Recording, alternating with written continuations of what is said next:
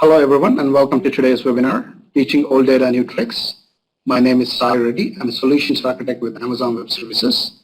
We also have Brian Barker, CEO of NorthBay Solutions, Sean Popolo, SVP of Engineering for Eliza Corporation, and Ali Khan, Director of Business Intelligence and Analytics from Scholastic, presenting with me today. With that said, let's get started. This is a high-level agenda of today's webinar. I'll do a quick overview of big data on AWS and why AWS for big data applications. After that, I'll hand over to Brian from NorthBay, who will do a quick overview of NorthBay and their services. And then we'll do a deep dive on Eliza Corporation case study and Scholastic case study. So in this 21st century of digital economy, the amount of data being created and collected is growing and accelerating significantly. According to the research from IDC, the amount of digital data being created globally is doubling every 2 years, and only about 0.5% of the data is ever analyzed. So big data can be described in terms of data management challenges that due to increasing volume, velocity, and variety of data cannot be solved with traditional systems.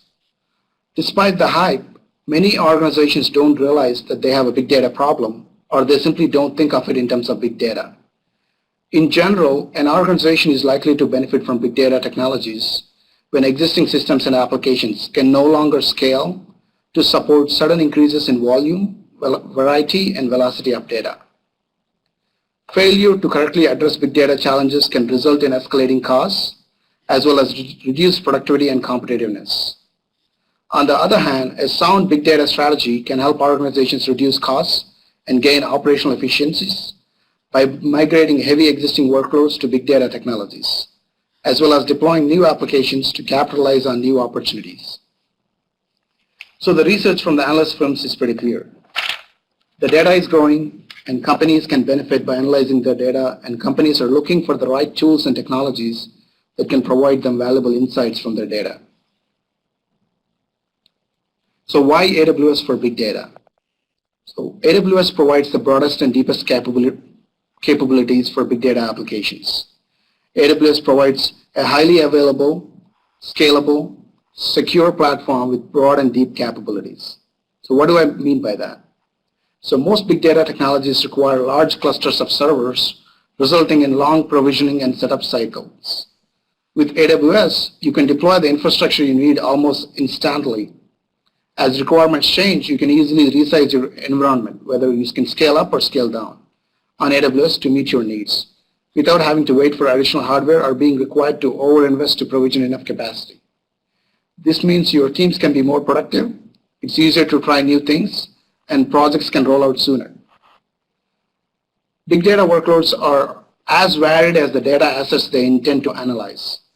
A broad and deep platform means you can build virtually any big data application and support any workload regardless of volume, velocity, and variety of data. With 50+ services and hundreds of features added every year, AWS provides everything you need to collect, store, process, analyze, and visualize big data on the cloud.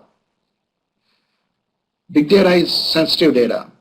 Therefore, securing your data assets and protecting your facilities and infrastructure without losing agility is critical.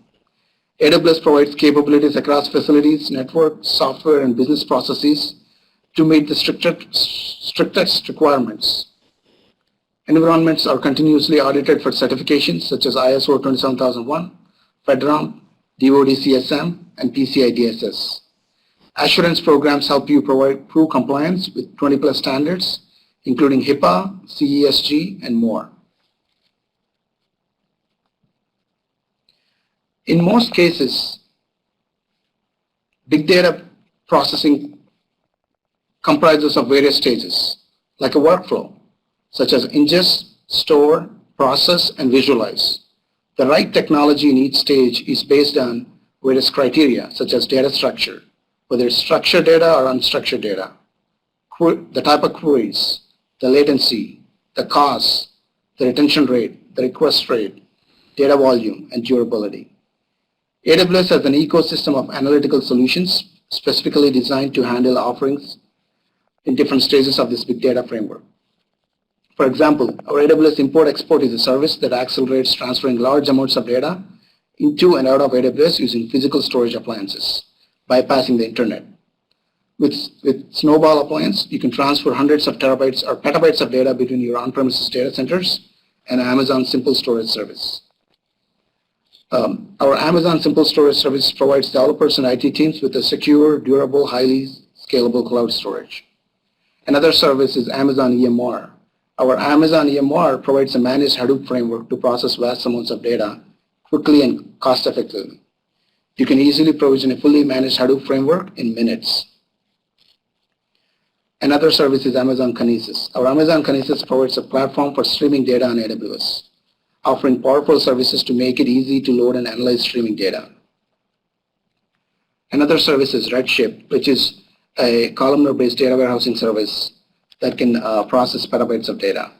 So with a big set of services, customers has access to process and run any type of big data workload on AWS. So what are customers doing with big data on AWS? Our customers are running a wide variety of big data applications on AWS. They're using AWS to build big data repositories, doing ETL processing, running analytics, creating smart applications using machine learning. With AWS, you can build virtually any big data application. These are just few examples of how some of our customers are driving value from big data with AWS. With that said, I'll hand over to Brian from NorthBay to talk about their services. Hey, thanks, Sai. Hi, everybody. This is Brian Barker,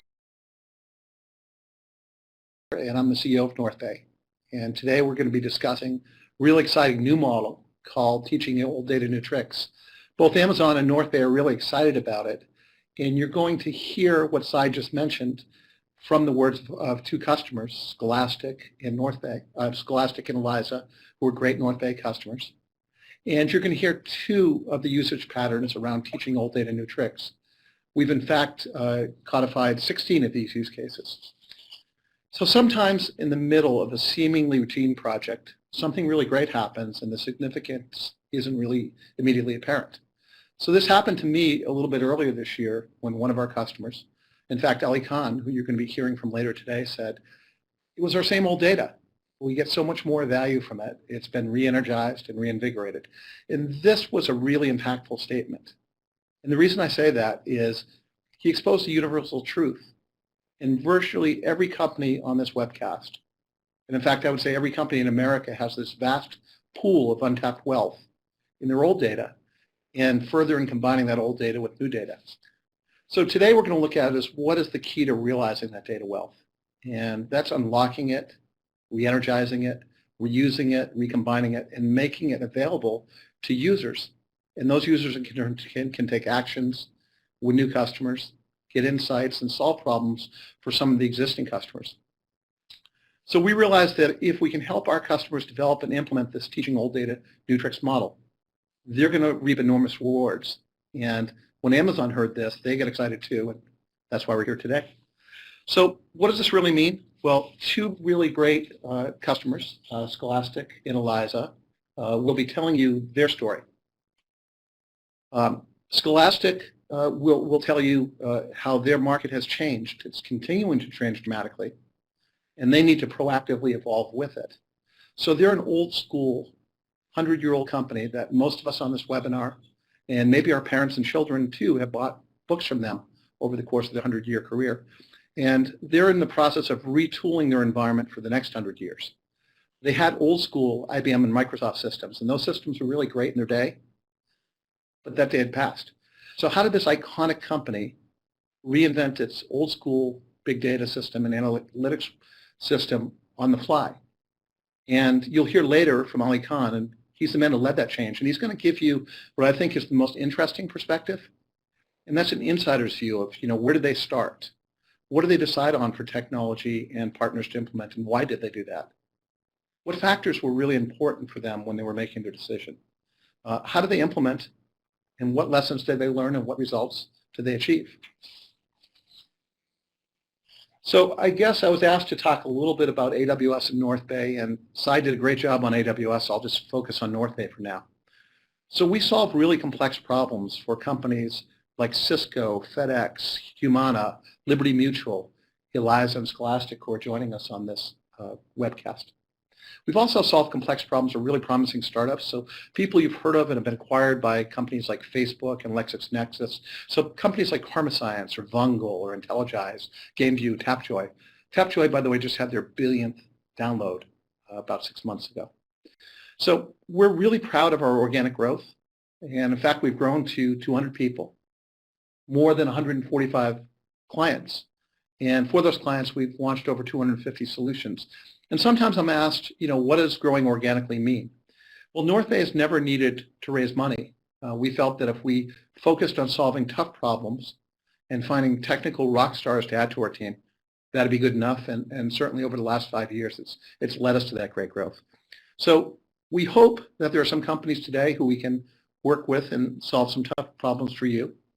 And sometimes when we do these things, really good tech people want to investigate joining our merry little band here. And if that's the case, you can get a lot more information about NorthBay at our website or LinkedIn or at reInvent. So some of the things to look for, John Popolo is going to talk next, and he's going to talk about conceptual data lake architecture. And some of the things that you should look for there is, first of all, data, as I had mentioned, is really ever increasing. And can you develop a structure that will scale as large as you ever need to get? So things like logs or applications like Salesforce or SAP, databases like Oracle, XML data, multimedia, social, chat, people data, all this data is ever increasing, and we need a way to deal with it. So what we think in teaching old data new tricks is we're developing the scalability. The next question I think you want to look at is, can my future solution accommodate and incorporate high-speed data? And if you can blend this new data that didn't even exist a few years ago with your old data, well, then you have the fullest insights and are able to make the most actionable decisions. Along with that, you want to look about, is the schema flexible? Can it store both structured and unstructured? Is it storing it in organic data format? So if you look back to traditional legacy data systems, you would have to do a schema upon import or write. But that implied that you knew exactly what you would be doing with the data. And that also implied that you were making the right decisions up front for something you would need years from now. Well, that's not possible. So today's data lakes, we're able to import all the data. And once we do that, later on, users, as their needs evolve, can then structure upon read and when they're utilizing the data. So this really offers unmatched flexibility to ask any of the business or domain questions and to gain insight and the business intelligence answers that you're looking for. In short, other things you're going to want to look for when John's talking is the ability for the data lake to provide speed, flexibility. Is it future-proofing for new data sources that will evolve? And finally, are you going to be able to get the advanced analytics and combine these really large quantities of data along with deep learning algorithms to allow you to empower real-time decision analytics? So next up is John Popolo, and I gave you a little bit of an insight on him, but he's just going to tell you he's the guy who led the change at this really high-flying healthcare services company. And they had to re-platform their entire enterprise data platform while doing millions of transactions each and every day. So he's going to tell you about why they did what they did, what strategic goals were they were looking for, why did they choose a data lake, AWS, and NorthBay, how did it turn out, and and just the insider's view of exactly what he did and why he did it. So I want to introduce Ali Khan. Ali Khan was the person who decided what Scholastic would do and then led the charge as far as the implementation. So Ali, very pleased to introduce you. Thank you very much, Brian. Thank you, everybody. My name is Ali Khan. I'm the Director of Business Intelligence and Analytics at Scholastic. As well as those two domains, I also have responsibility for the overall data platform, and that's what we're going to be talking about today. First of all, I just want to introduce Scholastic. If you have children or if you know a teacher or if you've been through the school system here, you're probably familiar with Scholastic. It's a company that when I tell people I work for, they sort of, their eyes sort of well up with childhood memories. So that's always a nice thing. But we are the largest publisher of children's literature in the world. We're also known for our educational materials as well. Most people, associate us with, the Hunger Games and Harry Potter and things like that, but we actually do a great deal of work in the classroom as well. So Scholastic is one of those interesting companies that sort of has one foot in the traditional print world and one foot sort of in this emerging digital world, and I'll talk about what that meant for us. Brian introduced this session as being about teaching old data new tricks, and we have a lot of old data, right? We have systems that have been running for 25 years or so. These are old AS400 systems, if you can believe that. These are DB2 systems, right? The data warehouse that has been built out of that is at least 13 years old. So, there's a great amount of data. So for a data person, this is actually, very exciting, right? One of the reasons that I joined Scholastic is because, I feel that, there's an immense amount of data here. And when I first joined 2 years ago, that was the number one complaint that I got. We have all this data about American school children, about their reading habits, about teachers, about schools. We could be doing so much more with it.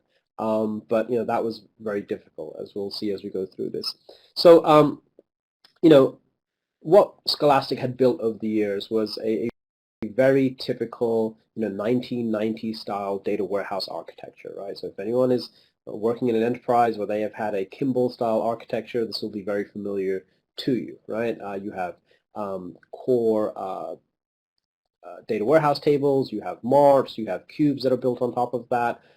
There was a layer that was really around the collecting the data from the AS400 systems, and then there was another layer on top of that which is really concerned with getting data ready and ingested for the reporting layer. So just from this brief description, you can understand that there were at least 4 or 5 layers here, and in each of these layers, the data was persisted, in another form, ostensibly for good reasons. This was done for reasons of integration or reasons of performance and so on. But what it meant was that we ended up with an inflexible architecture. If you need to change something now in this data warehouse, you don't need to change it in one place. You need to change it in 5 different layers. And so, when you're in a business, when you're in an industry that is changing rapidly, that becomes a real concern. On top of this, the system was just unable to meet its SLAs, right? There are hundreds, actually thousands of jobs on the AS400 side that run daily, nightly. It was just a challenge to kind of get the data prepared and ready and available, let alone really begin to explore and unlock the value that was inside it. We were quickly reaching the limits of what we should be doing on the cube side, right? So if you're familiar with cubes, these are the multi-dimensional pre-aggregated structures that are a great idea, but what tends to happen is people tend to add more and more dimensions, in fact, more and more dimensions into these things, more and more low-level data into it, until it sort of defeats the original purpose of the cube, which was to give a quick insight into the data. It really becomes sort of onerous. It develops what I call the Swiss cheese phenomenon. And so because of all these reasons, we really had a very limited ability to perform any kind of self-service. So there's a lot of frustration all around. So we launched this project with really a few goals, which kind of are the inverse of what I just mentioned, right? And I'll just highlight a few of these. Obviously, we wanted to enable a great amount of self-service, right? This is sort of the number one request from the business. And also, as a technology team, we wanted to get ourselves out of that area. We wanted to not be the middleman, in that interaction. We needed to integrate with our existing technology stack, right? AS400 is not going away anytime soon as the source system. We have, extensive systems around, monitoring and so on, and all of those need to be integrated well into this. We are developing a technology strategy here at Scholastic, which is cloud first, DevOps centric, right? And we wanted to have, technology that reflected that. We also have people who have very deep skill in the discipline of data warehousing and in data quality. We have folks who have worked in the original systems. We have folks that we have hired just out of college, and we have a very, very sort of richly, stacked team here. We wanted to make sure that we leverage their skills as well. But at the same time, we recognize that we need to team up with an experienced partner if we're really going to excel. So, the decision. So AWS was not a difficult decision. We were moving in that direction as a company, and so we took a look at what AWS had to offer, and it had a rich data stack, and so we were immediately kind of drawn to that. Redshift in particular, which forms the core of our system, was very familiar to us, right? Anyone who had worked on column-oriented databases or MPP data warehouses like Teradata was immediately understood what this was. For our broader team, this was very familiar because this is still a SQL centric relational database. So it was important from a learning perspective, from the perspective of the learning curve not being too steep. Finally, NorthBay, we chose as our partner. They were actually recommended, by Amazon as one of the companies that we should look at. We spoke with them, and they had specific expertise in doing migrations, and that was what we wanted. We wanted a partner that could, we could say, hey, show us how you've done this before, and NorthBay was able to do that with competence and confidence.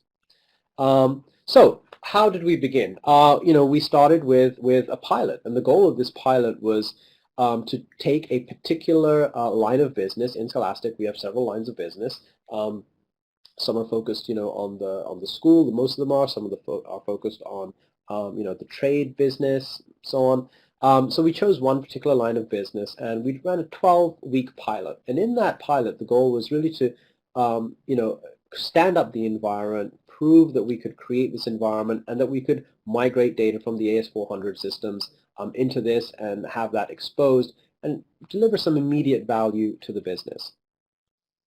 So the outcomes of this, the most important outcome, was that we developed a framework, and I'll talk a little bit more about that.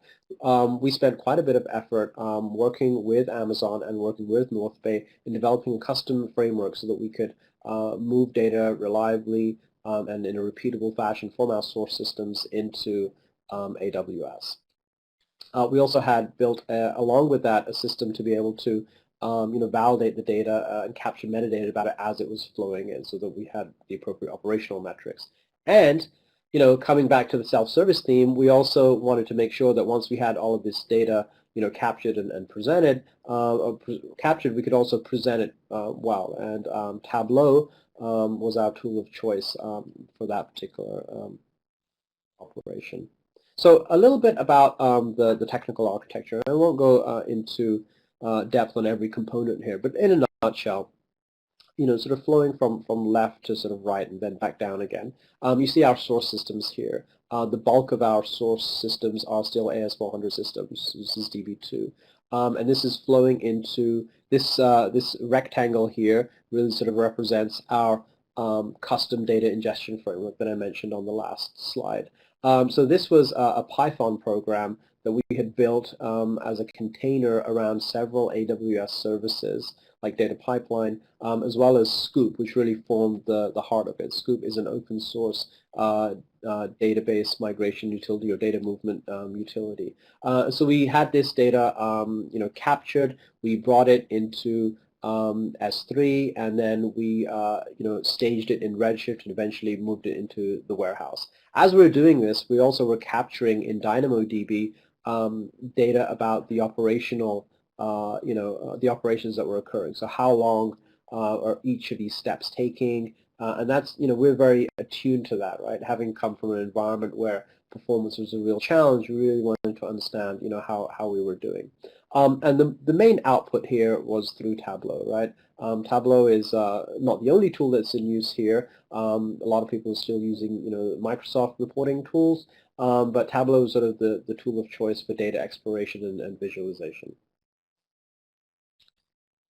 So just a little bit more about the framework here. I already mentioned about DynamoDB, but one of the key requirements was that we integrate well with Control-M, which is our enterprise scheduler. So that required some custom work from ourselves at Amazon and NorthBay, and that was working well as well. Another key requirement is really to have this framework be restartable, right? If there's an issue with the source system, which happens quite frequently, we need to be able to detect that. We need to be able to stop and start these jobs, and also, we need to make sure that if there's an issue with a feed, and we have dozens and dozens of source systems, we're able to isolate that and understand exactly what's going on. So we built all of that into the custom framework as well.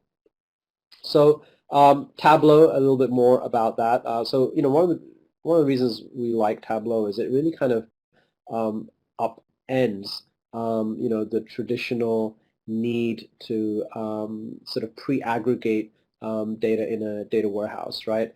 So what I mean by that is, we're able to explore data sets sort of on the fly, right? And this is a great boon for our analysts. They're really able to use the data, and without sort of waiting for a tech team to build sort of some intermediary structures, they're really able to get a lot of value and insight into the data before moving on. So we have various levels of users, right? We have folks who are, we call analysts, who are really analysts, and they have full access to the data, external sources as well. Then we have people who are more consumers of that data. These are your typical dashboard users.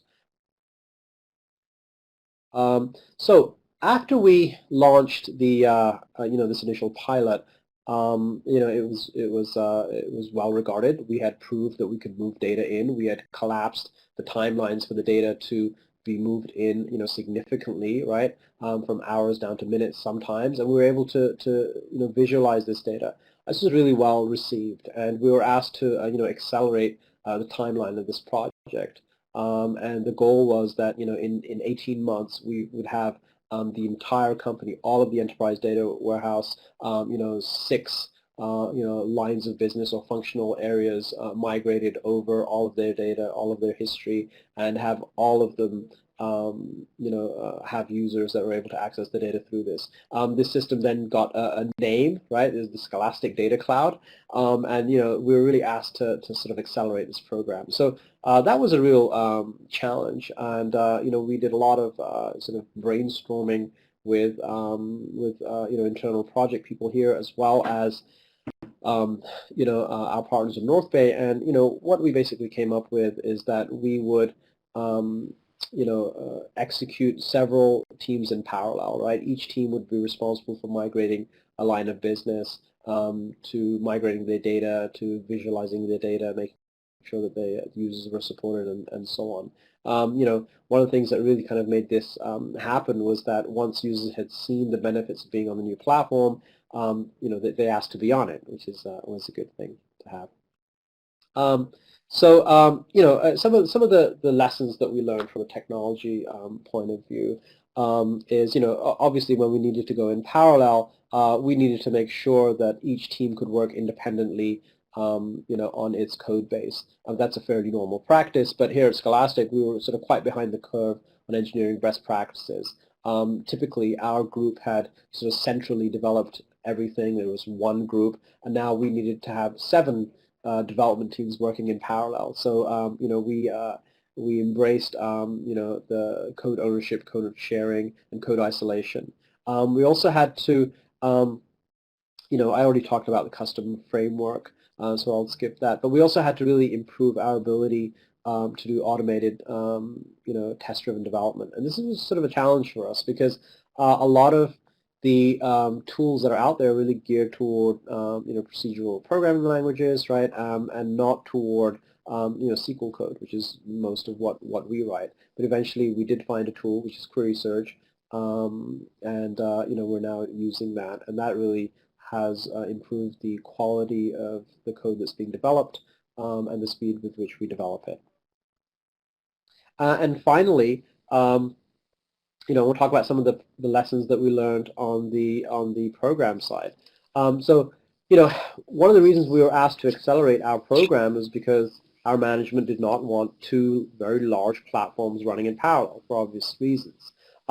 So as we were standing up this new platform in the Scholastic Data Cloud, At the same time, as we moved the line of business over, we wanted to decommission the system that it came from, or the subsystem of the enterprise data warehouse that it came from. So this is a real challenge, right? Standing up new systems, it's not without challenges.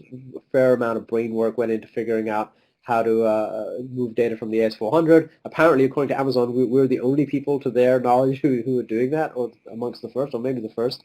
That was the easier part, right? The more difficult part was decommissioning the existing platforms. And that's because people are just used to doing things in a certain way, used to the platform, and that was a real difficult exercise in sort of change management, which we're still going through. The second thing is, I had alluded to the fact that we had sort of analysts. So we gave them a title, right? We called them data champions. And the way that we,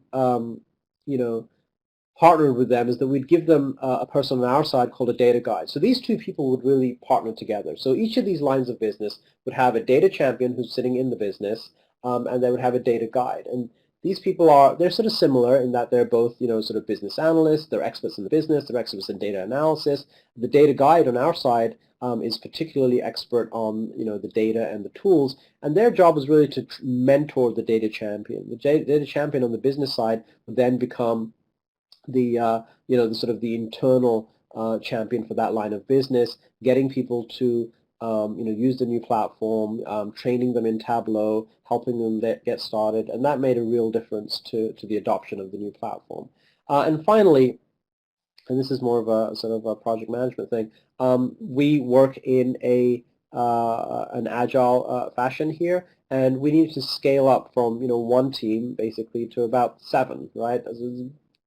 Really big expansion, and to do that, we learned the importance of really having very good agile coaches, so that our teams could spin up well, and that's about it. I look forward to answering your questions. I see some of them popping up in the Q&A. Thank you, Ali. That was excellent. It's really rare that you get an insider's view from such a large project. And we're fortunate enough to have you give us that, and John Popolo from Eliza has also been able to rejoin us, and so now we're fortunate enough to get a second insider view. So I wanted to introduce John Popolo, VP of Engineering for Eliza. Hello everyone, I'm John Popolo, Senior Vice President of Engineering at Eliza. Founded in 2000, Eliza focuses on health engagement management and acts on behalf of healthcare organizations such as hospitals, clinics, pharmacies, and insurance companies to help people close clinical gaps. Our mission is to engage people at the right time, with the right message, and over the right channels in order to improve population health and provide objective data to our customers relative to their efficiency and effectiveness. Eliza helps its customers engage in the pay-for-performance model. In this model, the payers and providers are incentivized to keep focused on the care and well-being of the populations, and it's the outcomes that matter most versus the number and types of services people receive. This is definitely a big job and requires us to process and analyze a good deal of data. For example, we process the healthcare data for over 55 million Americans every year. This translates to millions of interactions per day and hundreds of millions of interactions per year. A handful of our key stores house approximately 1 trillion records. So this creates some challenges, as you might imagine, that we'll talk about. So Eliza analyzes more than 300 million outreaches per year, primarily through outbound phone calls with interactive voice response or IVR technology. But other channels such as SMS, email, and inbound IVR are growing quite rapidly. For Eliza, interactions take the form of healthcare questions and answers. The questions are implemented as a decision tree, and we capture each unique question-answer pair as a tuple. An example would be something like, did you visit your physician the last 30 days? Yes or no. This means that Eliza captures and needs to process millions upon millions of name-value pairs continually. Keeping the data in its raw form is important, as it makes analysis and reporting as flexible as possible. Imposing a schema on write can limit our ability to do ad hoc and what-if analyses. Additionally, our internal clients, such as data science and analytics, need different slices and views, as they use the data in very different ways. Serving multiple diverse groups can be quite challenging if data conforms to a single rigid schema. It's interesting to note that we used to store all of these pairs in Redshift and had to pivot them for downstream consumption. Over time, this pivoting became extremely time-consuming, leading us to rethink our data strategy. Our strategic goals in developing a next-generation data platform was to create an architecture to support continued growth and new functionality, allowing for maximum flexibility in analysis and reporting. Also to have the ability to ingest, transform, and process old as well as new data streams. We also wanted to allow for both real-time and batch processing with little human intervention. In addition, we set out to provide metadata, a catalog, and discovery capabilities for content in the data store, to enable and control access to data through entitlements and governance, and to increase the level of self-service for our end users. These needs led us to consider a data lake architecture.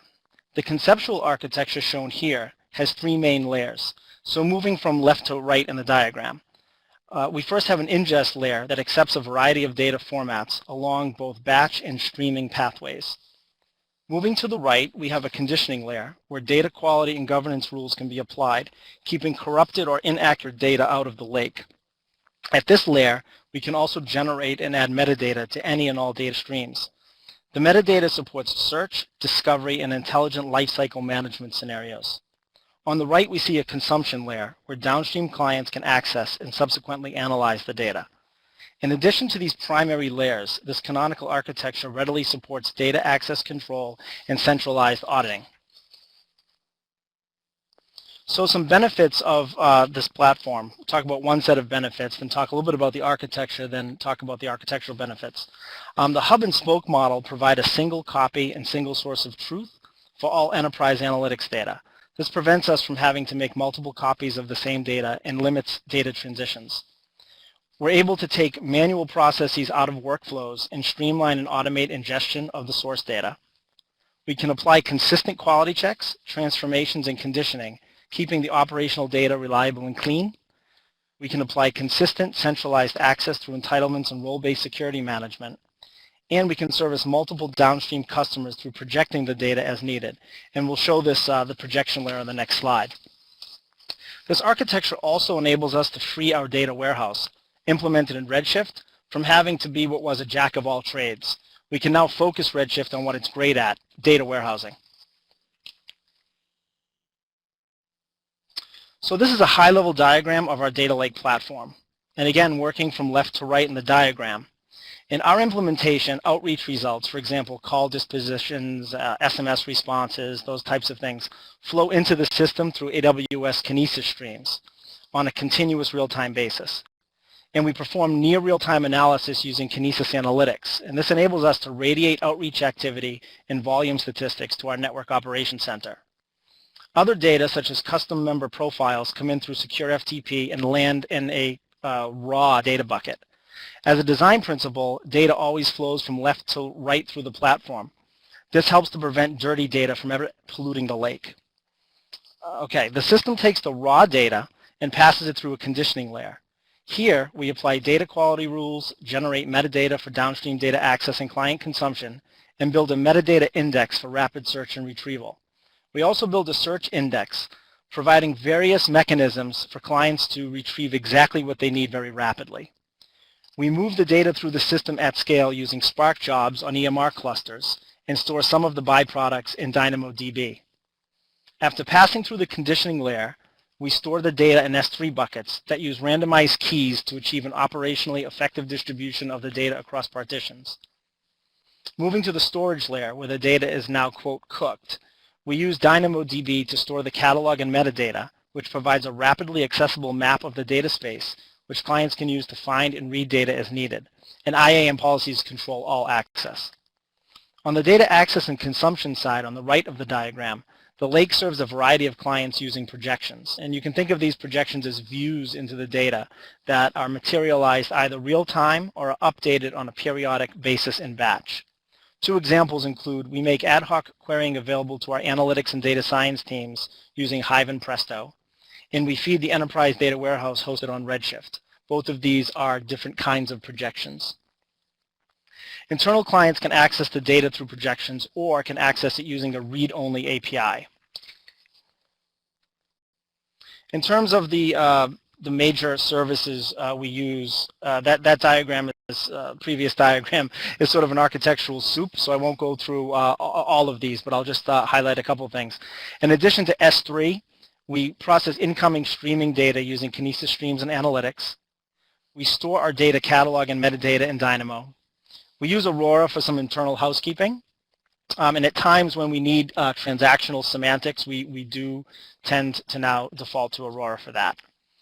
Hive and Presto are used to serve our SQL-based clients to perform ad hoc queries and to interface to analysis tools such as Tableau. And we use Cloud Search to index our catalog and some select data for rapid retrieval by downstream client systems. So additional benefits here of the new platform include, we have a robust architecture to support ingest and data processing at scale. We have improved business agility to allow schema on read. We've architecturally separated compute and storage and allow each to scale independently. This has helped us manage costs quite effectively. We've reduced cycle time for end-to-end client analytics by about 50%. Our portal, where customers can view reports and control outreach flows, now receives near real-time updates.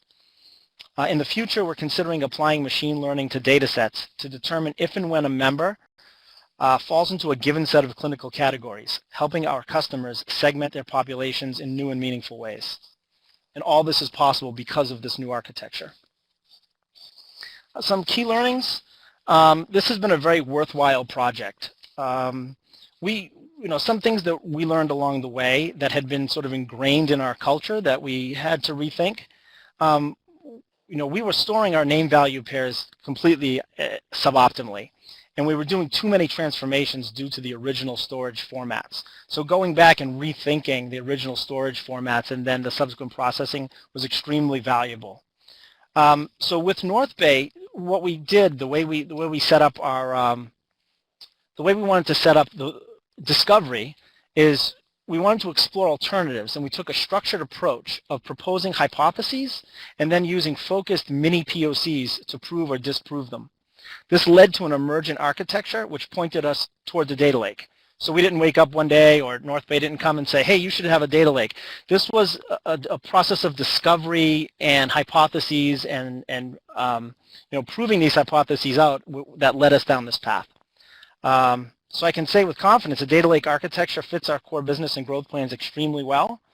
And finally, the AWS platform has served us extremely well, and we're looking forward to having all the services become HIPAA compliant as soon as possible. And that's it. Thank you very much.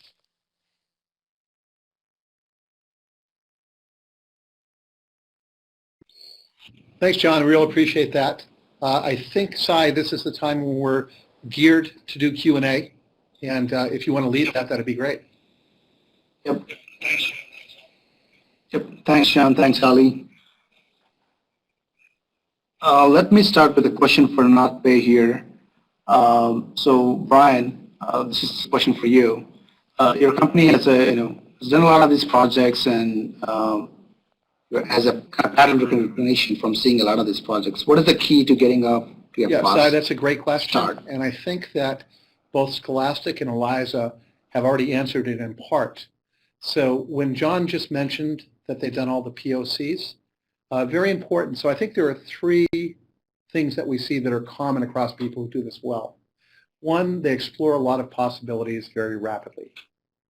Two, they pick a problem or two to solve that both have business value and can prove out the technical challenge and whether it can be met.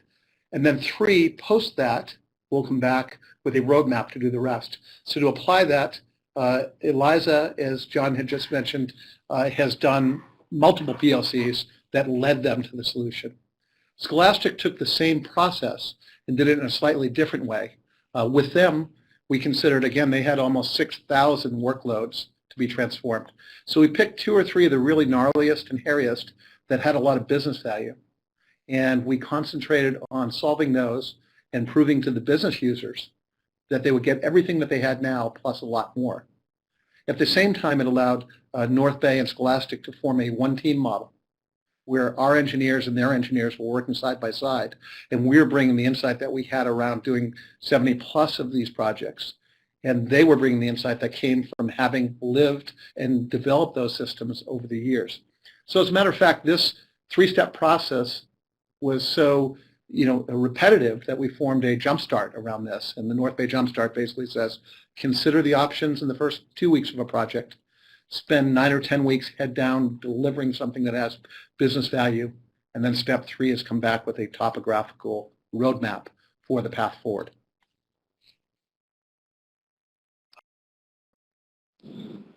Thanks, Brian. Another great question for Ali Khan from Scholastic. What was the key to compressing a 3-year project to 18 months? Ali, can you elaborate? Yeah, that was a real challenge. I think there were a couple of things. One is we needed to figure out how do we do this, technically, right? How do we actually execute this, and not, have people stepping over each other. So, one of the good decisions that we made was to develop this reusable data ingestion framework, right? And that was really the key, right? We had to make sure that each of the teams was able to use it independently, and we had enough paths into the AS400 system to be able to execute this utility in parallel across teams. So that took some work. So there was that technical problem to solve. And the other problem was really we solved that. The other problem was really how do you manage this from a project management point of view, and that was another challenge as well. Fortunately we'd had a good experience with NorthBay. We had asked them, challenged them to say, okay, so we have 2 teams from you, right? We want to ramp up to 7. And the way that our teams work is, and Brian mentioned this earlier, is that we don't have this this model where we bring in an external company and ask them to go and do something for us. They become part of our team. They become part of our process. Our teams are fully mixed, right? They're fully integrated. We have people onshore, offshore, right? They run in our scrums and so on. And to NorthBay's credit, they were able to produce a large amount of staff that had AWS skills, and otherwise we wouldn't have been able to do that, right? So those 2 things, working out technically what it takes to execute, to accelerate a program like this, and 2, being able to staff it, right? And those are both really key factors. Thanks, Ali. Now a question for John from Eliza. Now that you have moved a large swath of your data and analytics to the cloud, what are the next set of challenges you see addressing? I think for us, we are an operational company at our core, right? So the operations have to keep moving along, and now we have some of our data flowing through our legacy systems. Just like Ali had mentioned, it's a very difficult balance of having 2 operational systems running simultaneously. So our next challenge is to fully operationalize the data lake, which will mean changing some of our systems that access data to use the lake almost as a data access layer. So in 2017, my plan for engineering, one of the big projects, is to start retooling some of our core runtime platform and some of our internal tools to use the lake exclusively for its data access. And eventually we'll start turning off direct access from the core platform, right? We'll prevent them from touching the S3 buckets directly. We'll prevent them from touching Dynamo directly, and force everything through the lake, which should keep both the data cleaner as we move forward, as well as being able to be projected much more readily.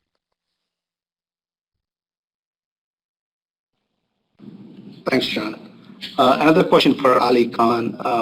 Could you talk more about the type of the data and the volume and the frequency of data that's being loaded into Redshift and some of the other services? So we have 2 types of data ultimately, right? We have the the traditional sort of T+1 data that comes in from our operational systems. These come in from our AS400 systems. They're processed every night, and then we have data that is generated from our big data type systems, right? So this is usage data that we have from our devices and apps that are out there. So that's coming in sort of every 15 minutes. In terms of volume, these are not huge volumes, right? These are, the overall size of the environment when we started was about 20 terabytes, so fairly small by data warehousing standards. Now it's sort of double that, and we have between tens or hundreds of gigs coming in every day. So our complexity is not really the volume, right? John certainly has a very different challenge in that they have a massive amount of events that they're capturing. Our challenge is more in tying together data that is very, very disparate, right? So if you think about, Scholastic, we have a very complex customer model, right? Who's the customer, right? It could be the school, it could be the child, it could be the parent, it could be the teacher. We have we have thousands of products, right? And we operate, again, across many channels, digital, we have physical events, we sell actual physical books, and each of these is a very different type of data. So tying that together, right? I didn't even talk about formats. So we have, typical relational data that we capture. We also have, JSON format, semi-structured data that comes in from the devices. So making sense of all of that, that's where the complexity lied. It wasn't that we had, huge volumes per se. Having said that, we did benefit from, greatly reduced processing times, right, in our ELT.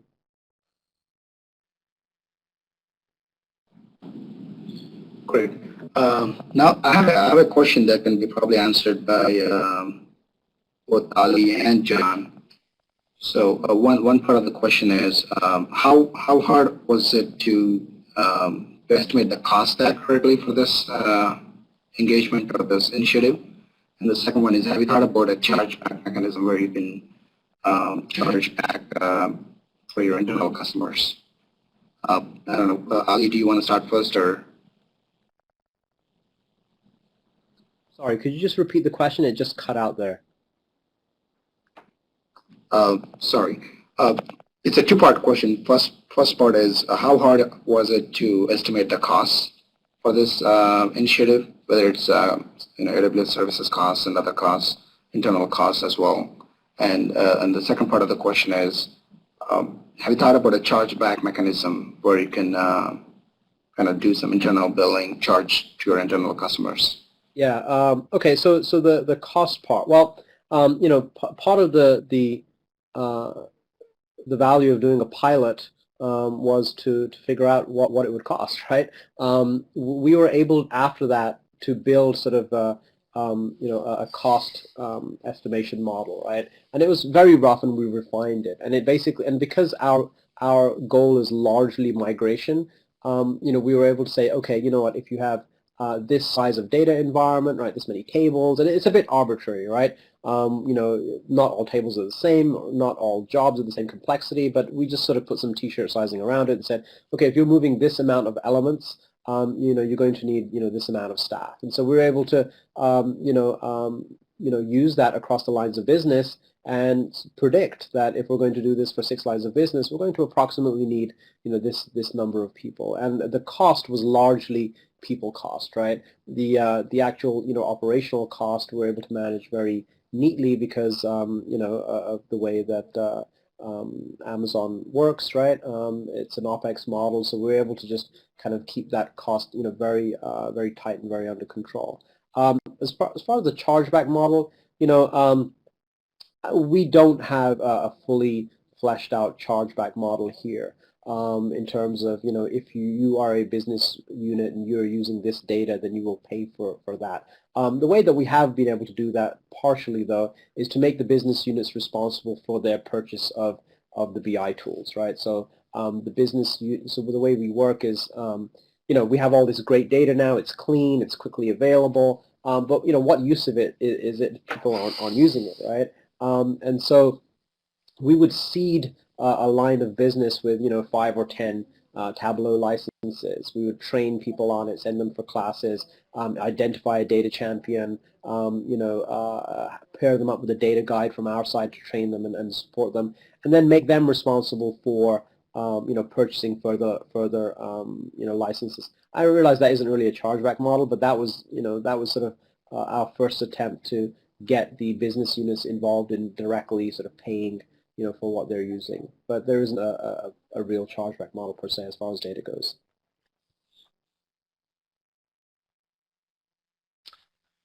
This is John. In terms of us trying to estimate costs, we've been on the platform in production on the AWS platform for about 2 years, so we had a sense of what various services cost and the amounts of data that we pass through them, what that would cost. So we had a baseline model to go from our current production systems. And the other thing, like Scholastic did when they did pilots, we did the mini POCs, we could explore the costs of using particular technologies in microcosm and then build a cost model off that. So we had a pretty accurate view of what the entire project would cost us outside of labor. But we know what our labor costs are as well. We knew that fairly accurately too, so that was pretty good. And we got to a pretty accurate model there. In terms of the chargeback, engineering brought that up once and everyone just kind of smiled and laughed at us. So we had to do something. So what we started to do anyway to at least establish a baseline is we used tagging on all of our resources. So when we bring up a resource or we update a resource, whether it be an EC2 instance or a bucket or something, the metadata associated with the component is allocated one or more business owners or business units. And then we use Cloud Health actually to periodically give us, to slice and dice those costs based on the business unit that's using them. We don't actually do the chargeback now, but finance is able to at least allocate some of the costs across the organization. So it's a little informal, but we at least have an idea of who's using what and how much. Thanks, John.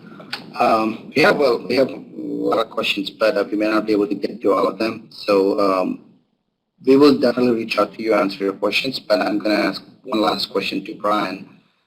Brian, you mentioned about the one team model. Can you elaborate on that? How does that work? Sure. We operate in a one-team model with our customers through a few vehicles. First, we work very closely with the business sponsors so we understand the who, what, why, and where and how of what they need to achieve. Secondly, as we're doing either the POCs, as we did with Eliza, or as we're doing that first 3-month POC with Scholastic, we're working very tightly with their technical users. And so, in effect, what we're doing is not them and us. It is a one team that we're following. Now, as far as taking that to the next level, we're typically working in an agile fashion where we and they are working on the same sprint schedule, where we are delivering something every couple of weeks with them. Finally, we're going through the same training, and I think Ali had mentioned early on that we had used sprint coaches. Now, either we'll sponsor them with our client, or the client will sponsor them as they did at Scholastic. But the idea is, we immediately form a single unit that operates under the same procedures, that is hearing the business needs at the same time, and that is agreeing on a set of agile principles by which we're going to deliver the project. We always follow what our customers' best practices are, but if we're asked, that's the structure that we would supply. Thanks, Brian. I think we're almost at the end of the hour here. I want to thank our speakers, especially our customers, Ali Khan from Scholastic and John Poplo from Eliza, sharing their story with us today. With that said, thank you everyone for taking time to join the webinar today, and enjoy the rest of your day.